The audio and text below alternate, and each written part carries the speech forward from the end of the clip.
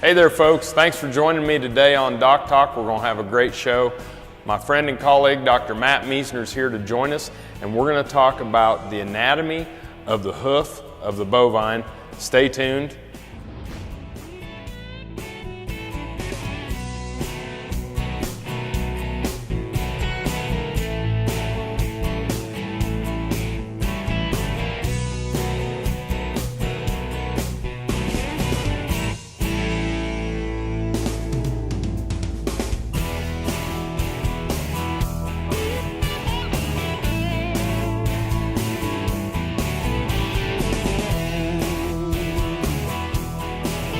Closed captioning brought to you by Ag Promo Source. Together we grow. Learn more at agpromosource.com. This segment brought to you by Kansas Regenerative Medicine. Your stem cells, your health, your life. Hey folks, welcome to DocTalk. Dr. Dan Thomson here with Dr. Matt Miesner. And Dr. Miesner is a professor here at Kansas State University, but more importantly, he's a veterinarian. And he's a veterinarian here in livestock services, where you're now the head of the livestock services section. Yeah, well, I've been it for a while. That's great. Looking for some new one to take it over. But Dr. Miesner sees so many cases throughout the year. He teaches, sees cases, and I couldn't think of a better person to have come on the show, talk to us, because when I went through vet school, they always said 90% of lameness is in the foot. And it still holds pretty true. And so I thought, we probably need to just do a show where we just talk about how the foot's structured and what are some of the things that can go wrong, and luckily you have a volunteer here. I do. I got a great model here that we use a lot on the clinic to explain problems to clients. And your statement of 90% usually below the knee or below the hock, it holds true, even with referral type things. We do come up with some stifles and hips and all that stuff, but the majority, if we don't start with looking at the foot, we're not doing our job. Okay. Well, when we think about that, what are some of your common ailments that you would see in the foot? Most common things I think you would see and gets treated right away would be foot rot, right? I mean, that's probably the most common thing that's treated, the most targeted problem. And the thing about foot rot, it's an infection that actually gets between the toes. Bacteria in the environment, little wounds, different things allow it to set up. The nice thing about foot rot is it's still one of those diseases that are very responsive to antibiotics. And so I tell a client, if you treat it for foot rot, 3 to 4 days from now, it should be better. If it's not, we need to dig deeper. And that foot rot can expand. It may start out as foot rot, but there's oftentimes other things that will show up that aren't so responsive to antibiotics. And so foot rot, if it treats, should get better. If it doesn't, we need to look deeper. Next things we'd find would be things on the bottom of the sole here, which would be sole abscesses. So we'd see a lot of sole abscesses. Cattle, unlike horses, this infection will then run underneath this sole hoof. That infection can go deeper into the bones. So we sometimes see bones in a coffin bone here. Some of these tendons that lie underneath this area that can get infected pretty rapidly. Then it extends up even further up into the joint. So the coffin joint can become infected or septic. And we'll see that on occasion.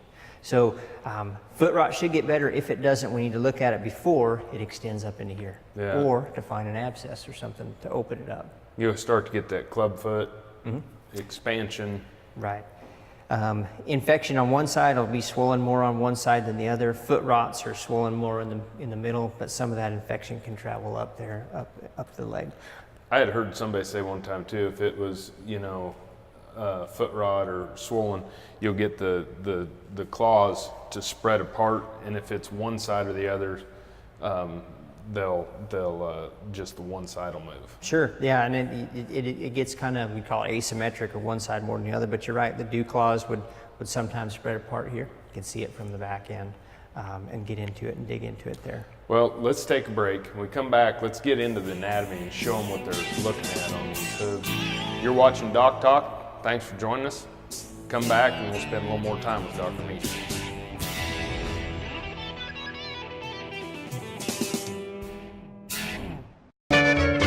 Ag Promo Source is a unique group of marketing specialists with one mission: help your ag business grow. Each affiliate has their own area of expertise, and they work together to bring you advice, products, and services. To get started, visit agpromosource.com. Ag Promo Source. Together we grow.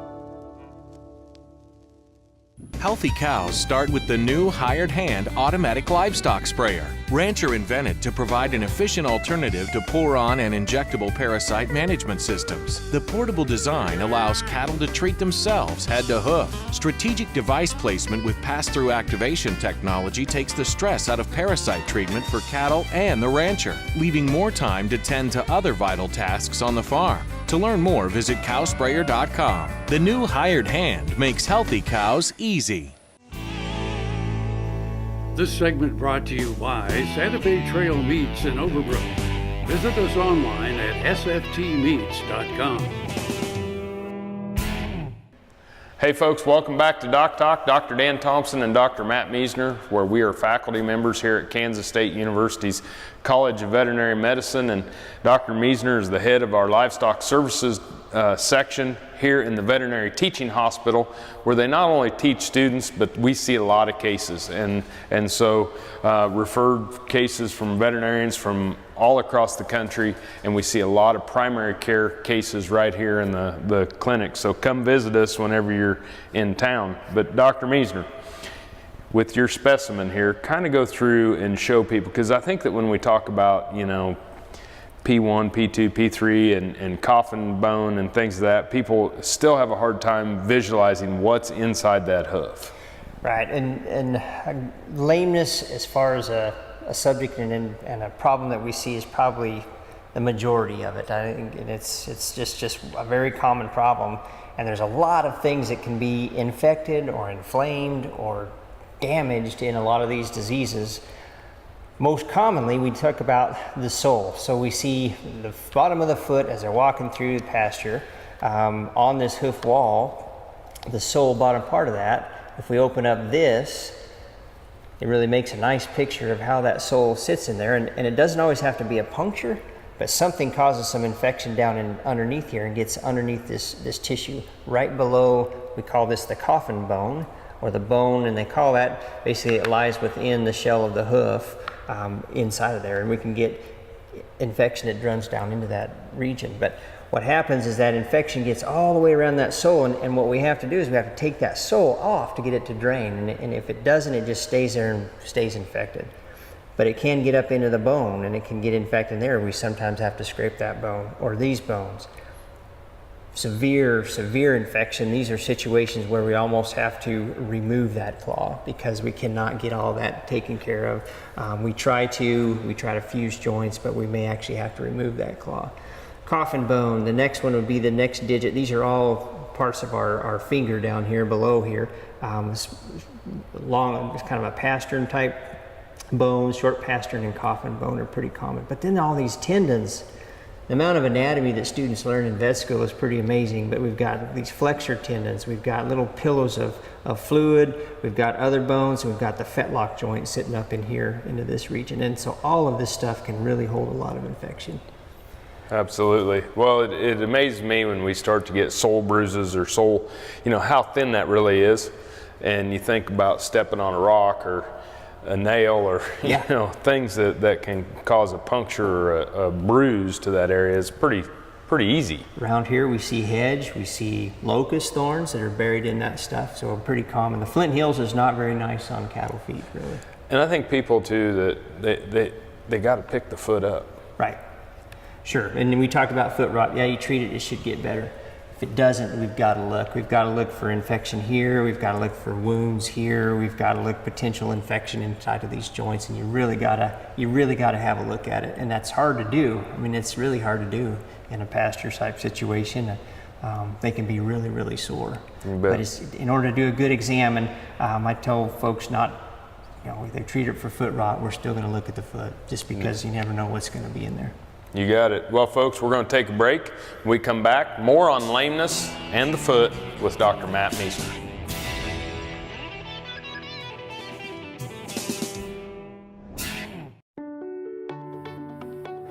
Sandstrew, veterinarian in Western Iowa. I have a veterinary clinic and started doing stem cell therapy on dogs in August of 2014. And after the first 2 dogs, after 3 weeks, I saw such dramatic results. I said, hey, I have arthritis. I have joints that really need this help. Where can I go to get this done?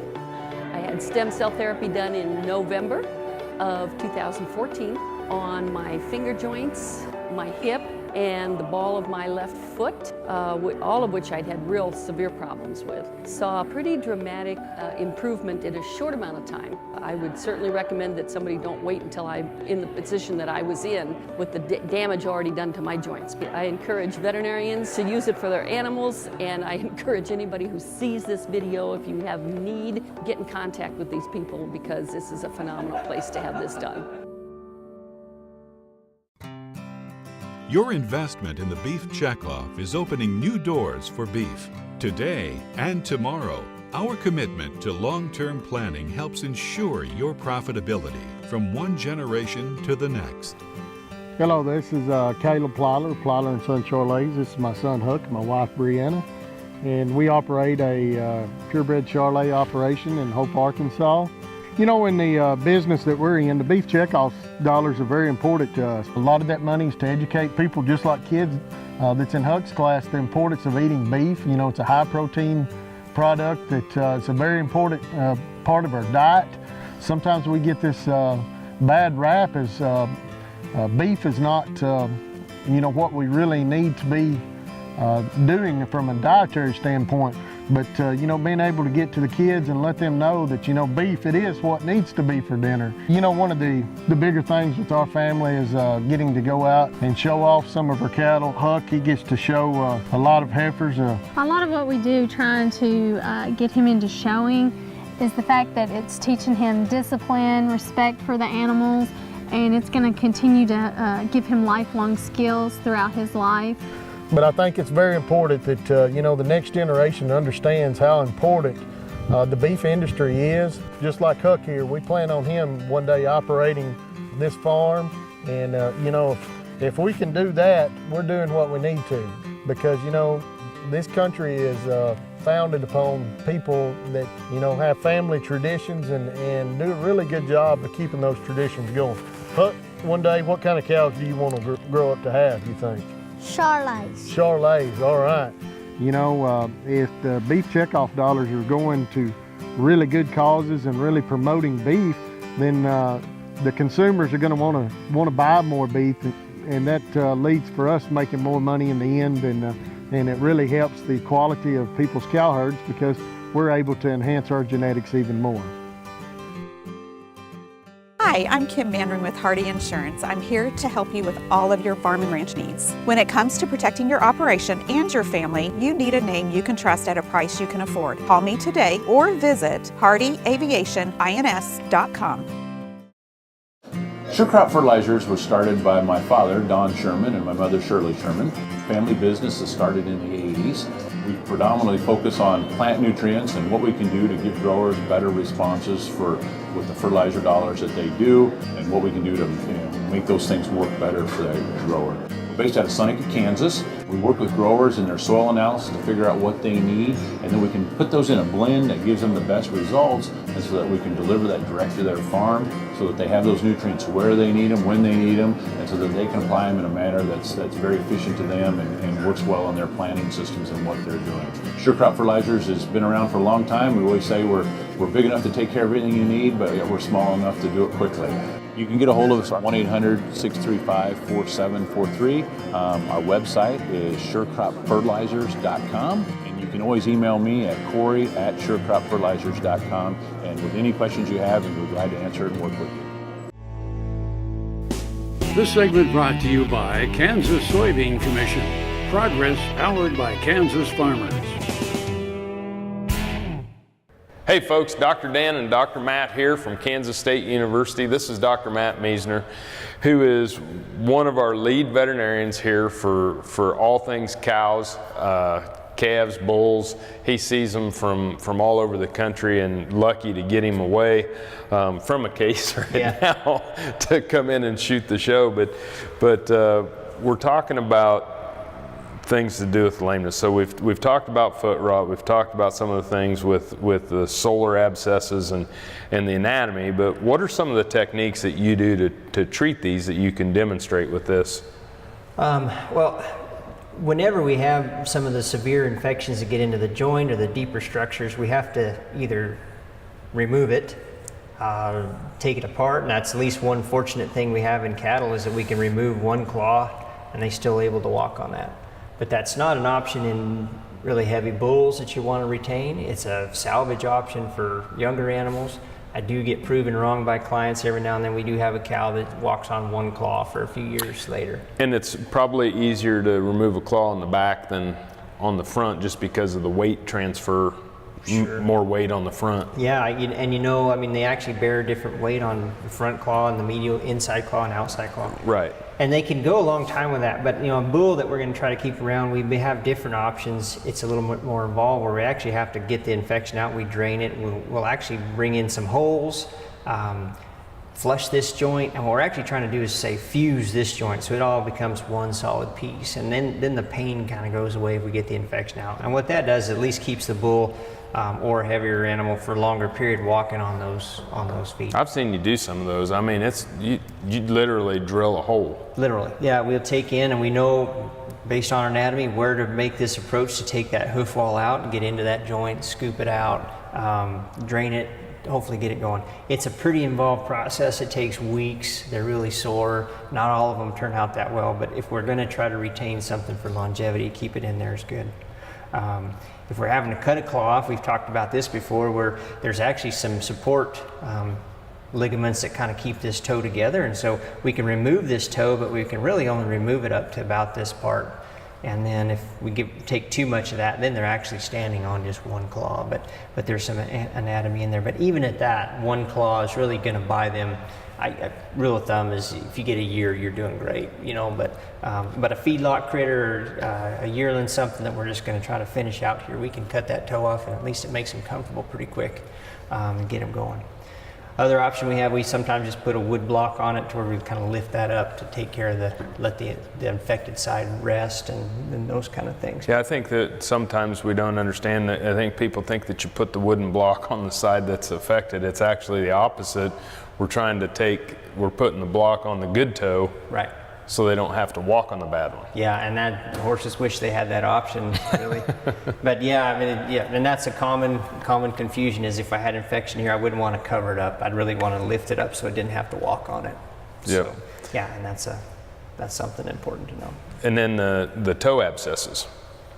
When we get the toe abscesses, it can be right in here on that front of that coffin bone. Yeah.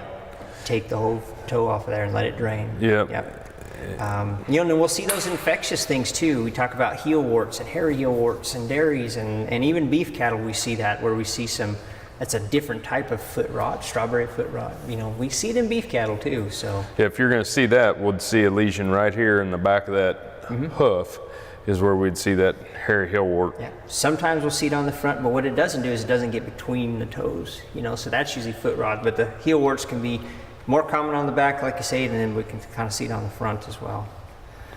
So the hoof wall tells a lot too about health. You know, diet, nutrition, infection. You know, it's like tree rings where we can see where we have stress rings as that hoof wall grows out. There's a whole lot of information you can gain just by looking at the foot. Awesome. Well, we're going to take a break, folks. When we come back, we'll wrap up with Dr. Matt Miesner.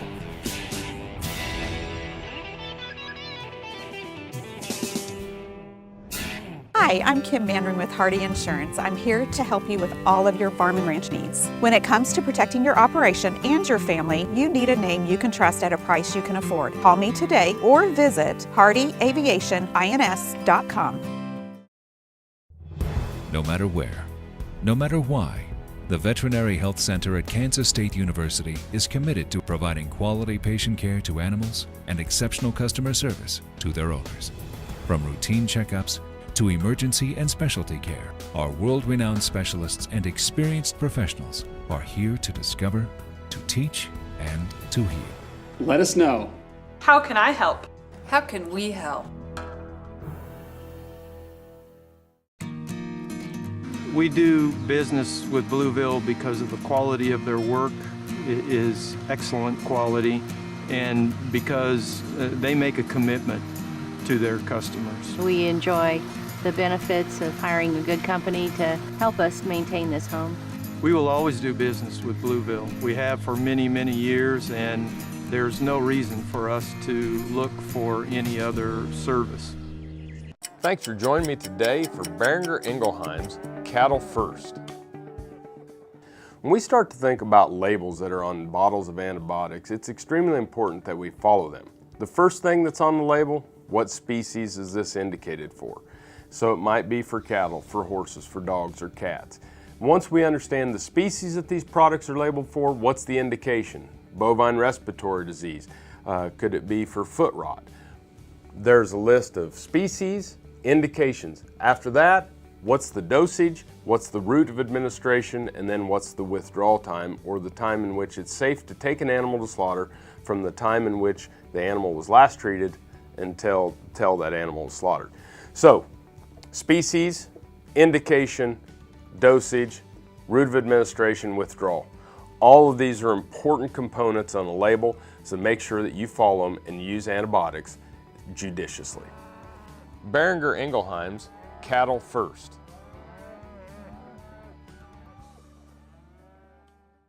Valley Vet Supply is devoted to providing information and professional quality products at reasonable prices. Valley Vet Supply. This segment brought to you by Kansas Farm Bureau, the voice of agriculture. To join today or more information, go to kfb.org or find us on Facebook or Twitter. Hey folks, Dr. Dan here with Dr. Matt Miesner, who's a friend and colleague here at Kansas State University, head of our livestock services. I guess for the wrap up is I got a lame cow or a lame steer. What would you do if it was yours out there in the lot or the field? If we got the ability, I get him in a chute and have a look at the foot. If you can't, history of treatment response or not response is good. Next thing is we look at them and I see how lame they are. It's amazing how lame a sole abscess will be versus how kind of minorly lame one that has ruptured to be. Very common in history is we'll have a crippled animal, talk to them on the phone and say bring him in. Next day they call and say no, it's fine today. And I still haven't bring him in because almost always that abscess is ruptured and we need to clean it out, because if they don't come in 3 or 4 days later it's going to be lame again. So look at it. Swelling, we look at the swelling. Is it both sides, kind of up the leg, one side or the other, severity, response to treatment or not, and then we have a look at it. And I've had some which are kind of hard to tell, and we can actually put a tourniquet on there, or we can actually numb this foot and watch them. So I put them in a chute or on the table, and I can actually put some lidocaine or to numb this foot and then watch them walk again. If it goes sound, then we know for sure it's in the foot. We just have to find it. So sometimes it takes a little bit of work to actually localize it to the foot, but almost always it's there. And then after that, then we start using hoof testers. So we squeeze on these parts of these feet to see if there's any kind of pain or resistance to something like that. And that's when you're really trying to pinpoint where that abscess is, right? Mm-hmm. Yep, and a lot of those things we can actually look at, for lesions on the foot. But I think the most important thing is to have a look at it. And when we get them in, when you say those abscesses will rupture, sometimes they'll come out the top. Yeah, we call that a gravel lesion, which is kind of funny. And I don't know how that came about, but has some infection in the bottom of the foot that actually kind of runs underneath the hoof wall and actually comes out the top and is spewing out the top of there too. It'll be. It is amazing to me how many things can go wrong with that foot of that critter, but you do a good job with them, and we're Thanks. Appreciative of all that you do here at K-State. Yeah, it's fun. It's a fun subject. Yeah, it is. Folks, bring your animals in. We're open for business. We'd love to have you come to K-State, whether it's referral or primary care. Dr. Matt's here. Great team here at Kansas State University. Thanks for watching DocTalk. Remember, always work with your local veterinarian. If you want to know more about what we do on DocTalk, you can find us at www.doctalktv.com. I'm Dr. Dan Thomson with Dr. Matt Miesner, and we'll see you down the road.